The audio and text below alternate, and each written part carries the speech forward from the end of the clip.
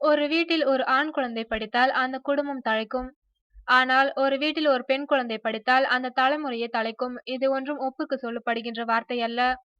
Tamil cinema பெண்களை எந்த இடத்தில் வைத்து பார்க்கிறது? ஒரு நிமிடம் நேரம் கண்ணை மூடி யோசித்தாரோ என்னவோ, இயக்குனர் சிவாவிடம் மனம் விட்டு பேசினாராம் அஜித். நானும் சரி, சக ஹீரோக்களும் சரி, பெண்கள் பின்னே சென்று ஈவ் டீசிங் செய்வது மாதிரியெல்லாம் நிறைய நடித்திருக்கின்றோம். இப்ப நினைத்து பார்த்தாலும் சங்கடமா இருக்கு. பெண்களை படிக்க விடணும், ஆனால் அவர்களை சுதந்திரமா விடுறதல்ல. காதல், ஈவ் டீசிங்னு நிறைய நடிச்சிட்டோம். அதுக்கெல்லாம் பரிகாரம் செய்கின்ற மாதிரி நம்ம படத்துல ஒரு காட்சி இருக்கணும் சிவா என்றாராம் அஜித். அதன் பிறகு படத்தில் ஒரு முக்கியமான கதாபாத்திரத்தை உருவாக்கியிருக்கிறார் சிவா.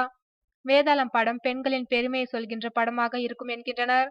படம் பார்த்துவிட்டு வெளியே வருகின்ற அத்தனை பேரும் பெண்களை தன் சகோதரியாக, தாயாக, சக மனுஷியாக பார்ப்பது நிச்சயமாம்.